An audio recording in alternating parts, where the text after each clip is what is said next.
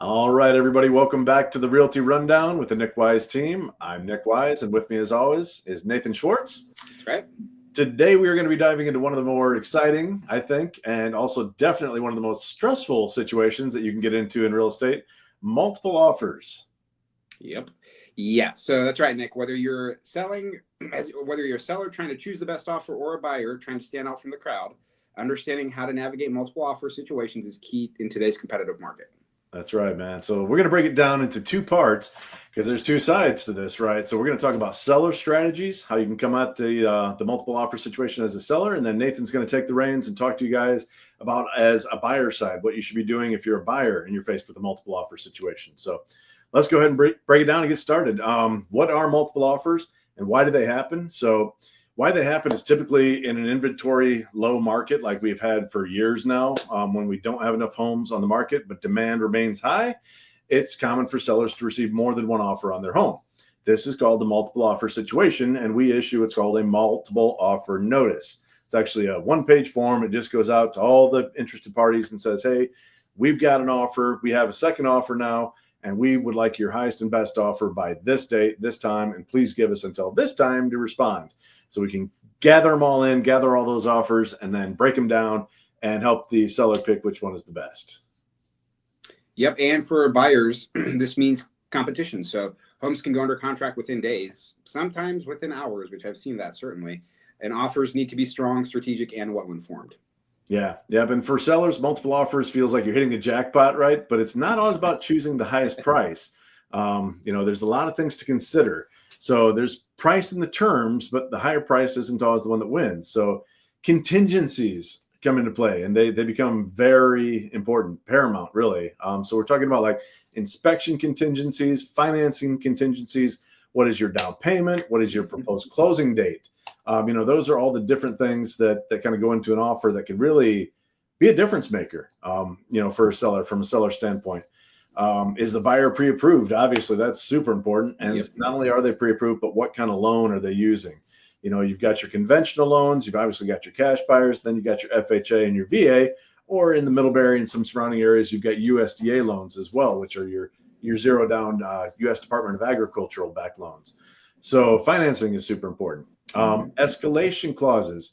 Something that we didn't see at all, honestly, until about 5 years ago when we started to get a really hot market.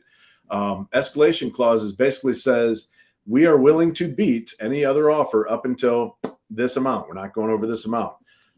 So it kind of auto bids for you. It's like a proxy bidding thing. Very important to understand exactly how they work. And from a seller standpoint, this is something a lot of agents don't know. I've had to argue about this with other agents when we've kind of interacted on these.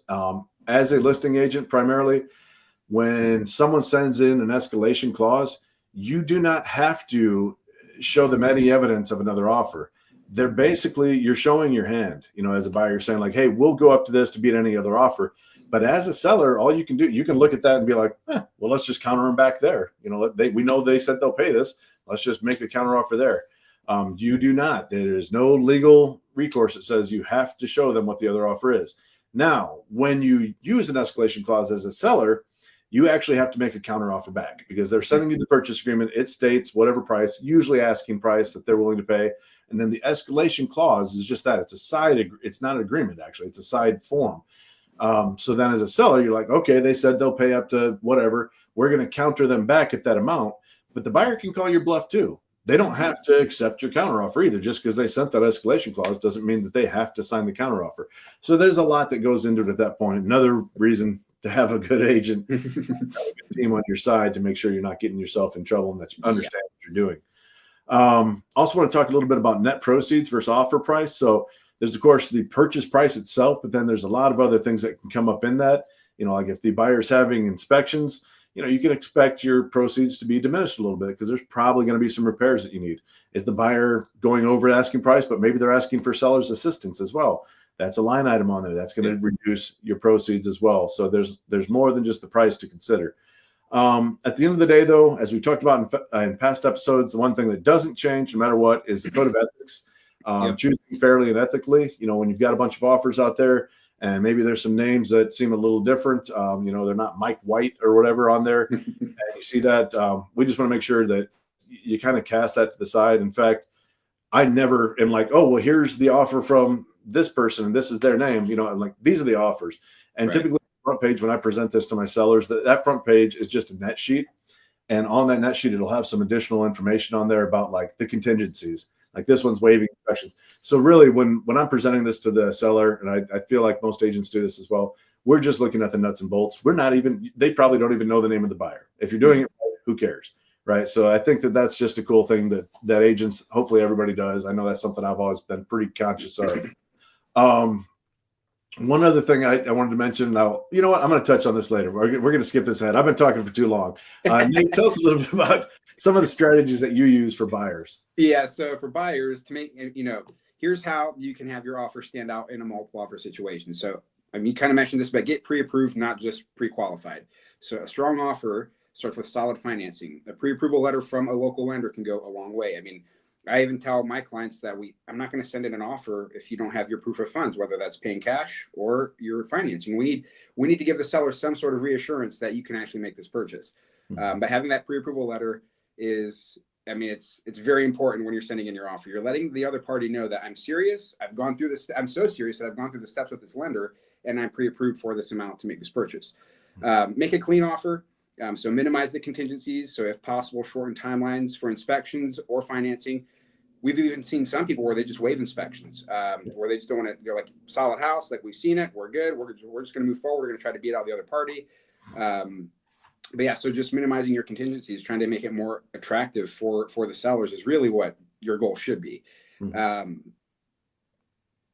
So consider an escalation clause, kind of what Nick went over as well. So if it's allowed in your market, an escalation clause tells the seller you're willing to outbid the highest offer up to a certain limit, which I've used those plenty of times, and they definitely come in handy. So another part too, offer a larger earnest money deposit. Some sellers don't care, but I think a lot of people are like, well, you're basically your earnest money deposit, you're putting some skin in the game. You're saying, I'm willing to give you X amount of dollars up front because I'm this interested in buying your house. So if you can put in a larger earnest money deposit, I think it does help. It shows the other party that you're actually really interested, and it gives them a little bit of an idea of your financial situation as well. I think it lets them know that you're pretty motivated buyer, and you've got the means to do so. Nate, I'm going to jump in real quick because that Todd Stock, our broker owner for Remax Results, talks about that all the time, and he has given specific instances where like, hey, these offers are the same. This one's putting $10,000 down. This one's putting $2,000. If that's the break, if literally the offers are the same, if you used an escalation clause and it's a little bit of a price difference at the end, that earnest money can be the biggest difference there is. And as a buyer, you're still protected, right? Like if they, if you do have contingencies in place and they don't go through, you're going to get your earnest money back. So don't be afraid to put a large amount into escrow. Exactly. That also, like, I think some buyers have a misconception that money is just gone. Like the earnest money is just gone. It doesn't go to the sellers. It sits in a safe escrow account somewhere, whether it's with the listing broker, the buyer broker, or the title company. That money is still there. It gets applied towards your balance due at closing. It doesn't get sent to the sellers or the other party. Like, it's safe. It's okay. You're going to get it back. It's going to be okay. That's a good place to start. Also, include a personal letter? No, I don't think so. So that's one thing too, is we call them love letters. But we've seen buyers in the past, they'll write a letter to the seller saying, they might include some personal items in there. And we simply, I made a decision. I'm not going to share those with sellers. It could be, I think, some more liability as far as discrimination. So we're just not going to put ourselves or you in a position of liability to possibly discriminate against someone else. But you can. I've had people say, we'd like to write a love letter, and I tell them, you can write it, but I'm not going to send it for you. And that's right. That you can write it up, but I'm not going to send it. I'm not going to put us at risk. The danger, of course, is like you said, you put something in there. Some people put a photo in there, like, look at our beautiful family, and then if there's multiple offers and they pick one that is not a protected class, and it was an offer from someone who's in a protected class.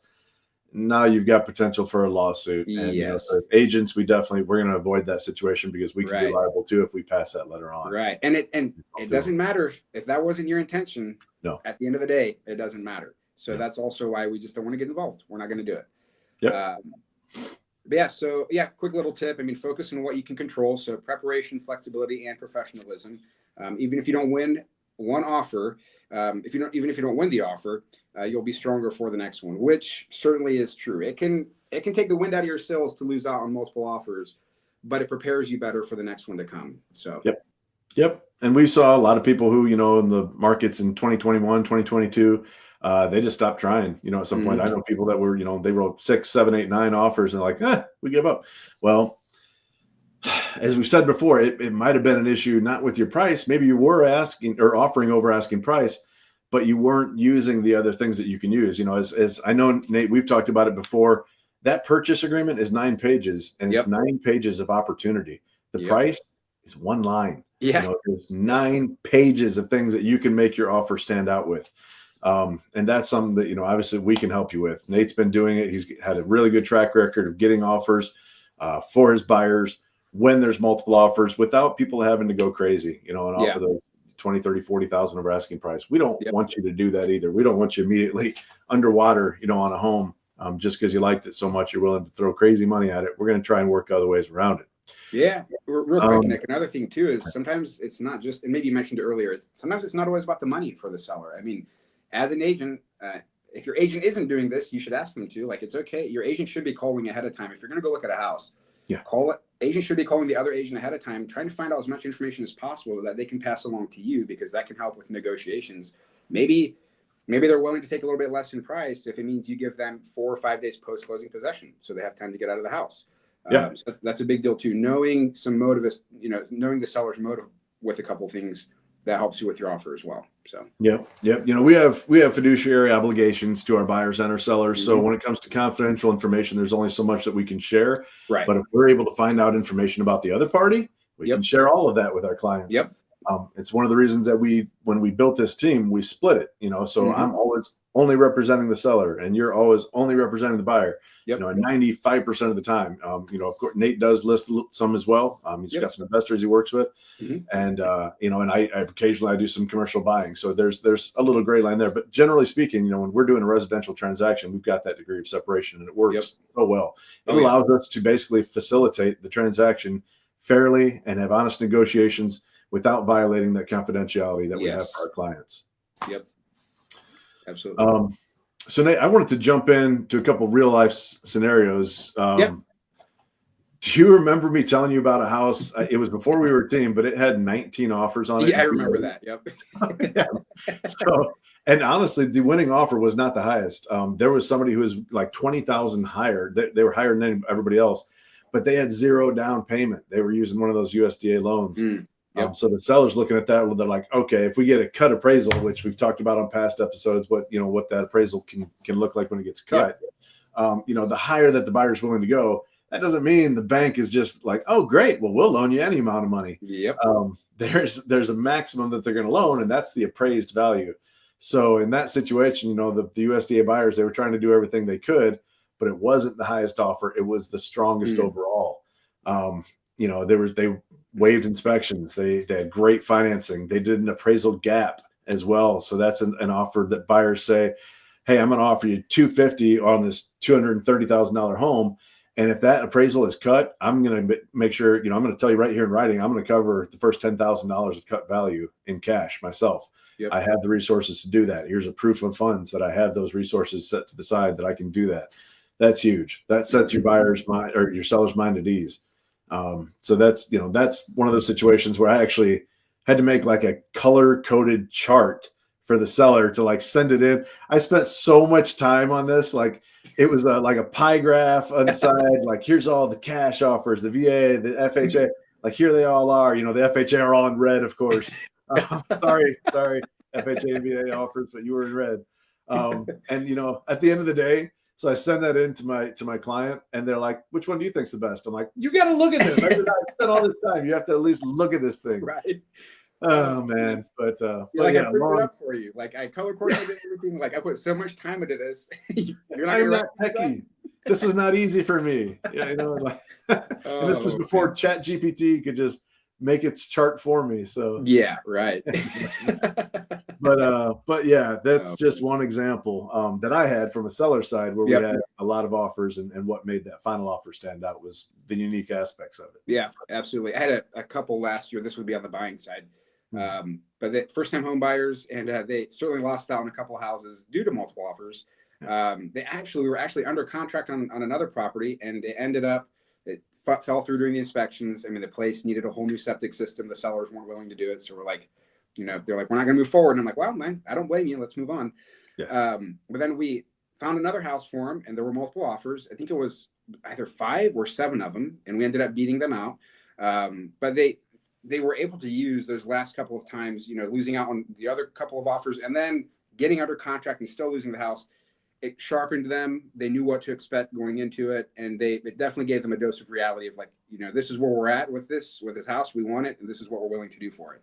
Yeah. But it can be discouraging for buyers, but take it as a learning lesson and just use it to sharpen you for the next one to come. So that's right. Yep. Well said. I think that covers what we wanted to hammer through. So just to recap, if you're a seller and you're fielding multiple offers, or if you're a buyer and you're trying to break through and make your offer stand out, knowledge is power. Knowledge is key. Being prepared, that's key. Having the information that you need to make your offer stand out to that seller, that individual seller. Absolutely. And if you want to be ready for your real estate move on either side of the table, reach out to the Nic Wyse team. We'll help you navigate the market with confidence and clarity.